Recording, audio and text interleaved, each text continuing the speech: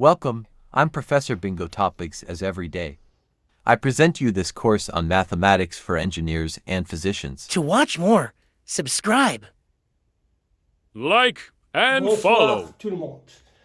Aujourd'hui, messieurs, on va continuer les cours sur les matrices. On a vu jusqu'à présent une dizaine de vidéos qui ont été diffusées sur ma chaîne TV, YouTube et Facebook sur les matrices. Aujourd'hui, on va fermer la parenthèse parce qu'on a abordé tous les cours ou bien concernant les matrices. Aujourd'hui, on va voir dans ce dernier cours deux paragraphes. Dans le premier paragraphe, on va traiter les matrices orthogonales. Alors, qu'appelle-t-on matrice orthogonale? Soit A, A1, A2, A3. Trois vecteurs colonnes appartenant à R3, orthogonales. Veut dire que A1, A2 et A3 sont perpendiculaires l'un par rapport à l'autre. A1 perpendiculaire à A2 et A1 perpendiculaire à A3, donc A1, A2, A3 forment un repère orthogonal ou orthonormé. En plus, si A est orthogonal, veut dire que AT, le transposé de A, est égal à l'inverse de A moins 1. AT alors est égal à A moins 1 est égal à I, la matrice identité. AT, dans ce cas, et A moins 1 sont orthogonales aussi. Le déterminant de A, de cette matrice orthogonale, il est toujours soit plus, soit moins 1. Si A et B est orthogonal, alors leur produit est aussi orthogonal. A1, A2, A3, dans ce cas, forment une base cartésienne orthonormée, ou orthogonale. A1, A2, A3, c'est un repère orthonormé, comme celui-là. A1, A2, A3 qui tournent dans les aiguilles, dans le contraire des aiguilles d'une montre. On va voir maintenant un exercice matérialisant ce cours. Trois matrices sont comme suit. A égale 1 demi racine de 3 sur 2 moins racine de 3 sur 2 1 demi. B c'est cosinus alpha moins sinus d'alpha sinus alpha cosinus d'alpha.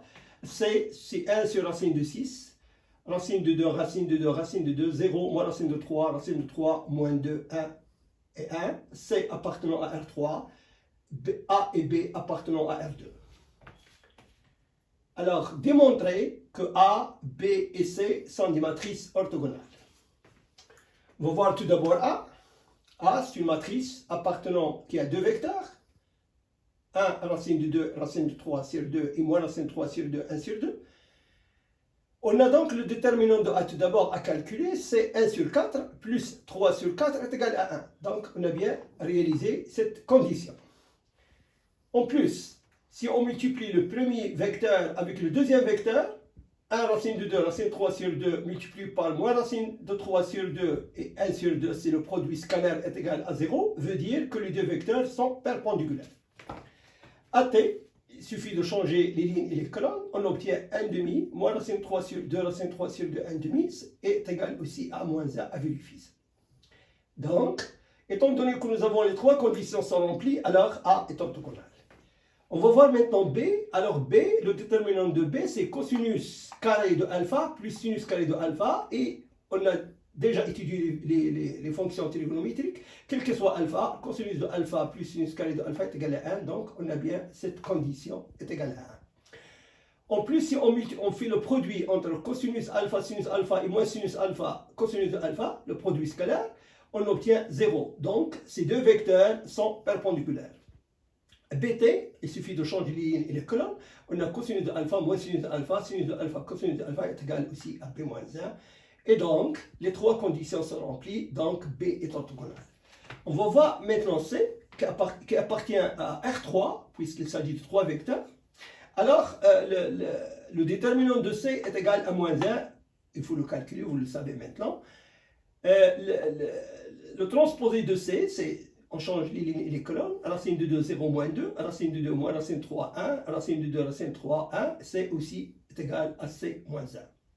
Si on fait le produit de deux vecteurs chacun par rapport à l'autre, alors on a racine de 2, racine de 2, racine de 2, le premier et le deuxième, ça donne 0. Et le deuxième et le troisième, ça donne 0. Donc, les trois vecteurs forment bien un repère orthonormé et ils sont perpendiculaires. Donc, on conclut, d'après ces trois conditions, que C est aussi orthogonal. Maintenant, dans ce deuxième paragraphe, on va voir comment calculer les vecteurs et les coordonnées des vecteurs par rapport à différentes bases. On considère A est égal à 1, A2, A3, une base dans R3. Ces trois vecteurs forment une base quelconque. Ce n'est pas nécessairement une base orthonormée comme on vient de le voir tout à l'heure. Mais la seule condition, c'est que A1 doit être différent de K1, A2 et différent de K2, A3, c'est-à-dire que A1, A2 et 3 sont linéairement indépendants. Ça, c'est une phrase mathématique et cela, c'est en français. Alors, cela implique que déterminant de A est différent de 0. X1, alors dans ce cas, quel que soit X de coordonnées X1, X2, X3 appartenant à R3, alors X, ce vecteur, se laisse écrire sous forme d'une liaison linéaire de A1, A2, A3 et on écrit A1 multiplié par X1 plus A2 multiplié par X2 plus A3 multiplié par X3. X1, X2, X3, les coordonnées de X sont les coordonnées du X par rapport à la base A. Alors voilà le cours. Maintenant, on va voir un exemple pour bien, c'est-à-dire comprendre ceci. Alors, déterminer le vecteur coordonné de X. On considère que X appartenant à R2, 1, moins 2. Et ces coordonnées, c'est par rapport à la matrice, ça s'appelle à la base identité.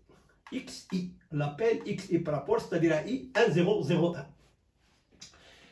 Et par rapport à ces trois bases, on va voir comment on va modifier, comment on va être transformé. Alors A, par rapport à cette base, 0, 3, 1, moins 1.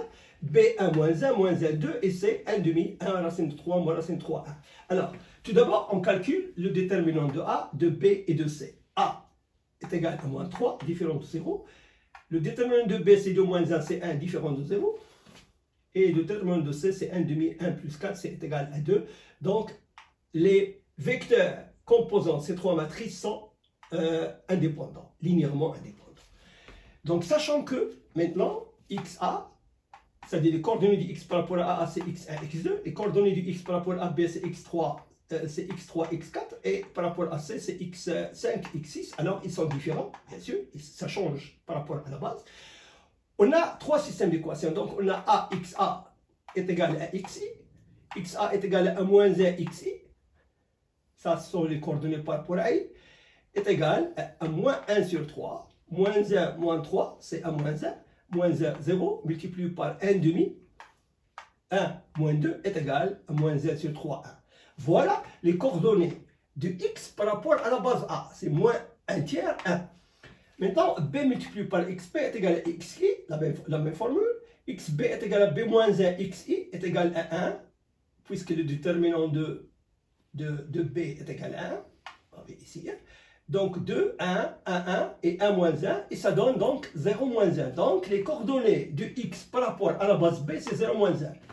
Maintenant, en troisième lieu, c'est la même chose. C multiplié par XC est égal à XI, toujours. Et donc implique que XC est égal à C moins 1, XI est égal à 1 demi multiplié par 1 demi, parce qu'on divise par déterminant de C, c'est 2. Donc 1 demi, 1 moins racine 3 sur 1, multiplié par 1 moins 2. Et ça donne 1 demi, 1 moins 2 racine de 3, moins 2 moins racine de 3. Ce sont les coordonnées de X par rapport à la base C. Donc, les vecteurs coordonnés de XE qui est égal à 1 moins 2 par rapport à I, et maintenant par rapport à A, B, C, sont comme suit. XA est égal à moins 1 sur 3, 1. Par rapport à B, c'est 0 moins 1. Et XC, c'est 1 demi, 1 moins 2 racine de 3, moins 2 moins racine de 3. Comme vous le voyez, si vous voyez ce schéma-là, si on prend alors XE, on prend le repère XY. Donc on a XE, c'est 1 moins 2, c'est comme là, c'est XE ici. Et les autres vecteurs, ça change, donc on calcule ces coordonnées par rapport à d'autres bases. Donc j'espère que vous avez donc compris, vous devez faire des exercices de ce sens pour bien comprendre. On va maintenant fermer la parenthèse pour les matrices et on va attaquer d'autres matières en mathématiques. Merci, Did you à bientôt. know